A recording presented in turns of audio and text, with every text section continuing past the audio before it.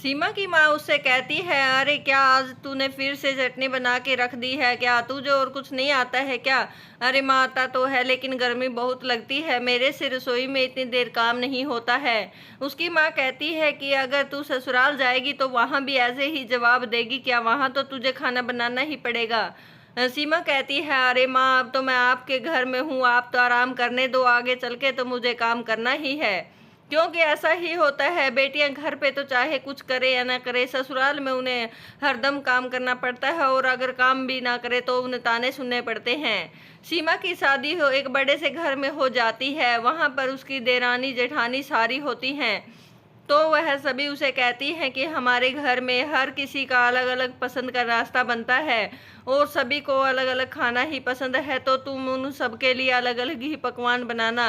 किसी को कचौरी पसंद है, किसी को आलू की सब्जी, तो किसी को टिंडे की सब्जी, तो सब कुछ अलग अलग ही बनाना तुम। वह कहती है कि अच्छा, ये चूल्हा इतना बड़ा इसीलिए रखा है क्या? सभी लोगों के लिए अलग अलग खाना बनेगा? उसने तो पूरी सब्जी रायता और सारा कुछ ही बनाया था, लेकिन उसकी जेठानी कहती है कि सभी की पसंद का अलग अलग खाना बनेगा।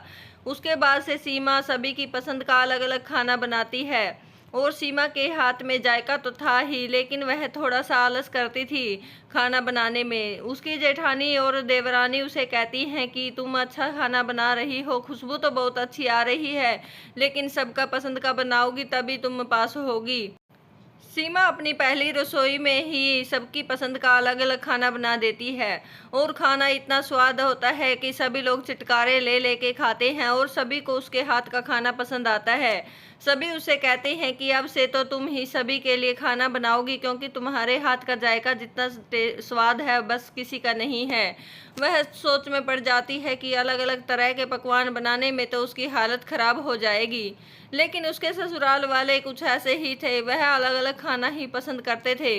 वह हर वक्त रसोई में लगी रहती, बेचारी थक जाती थी। एक दिन उसकी आंख में एक छींटा चला जाता है, जिससे उसकी आंख बहुत ही ज़्यादा प्रभावित होती है, और उसका पति उसे डॉक्टर के दिखाने ले जाता है, तो उसका आधा कॉर्निया खराब हो जाता है।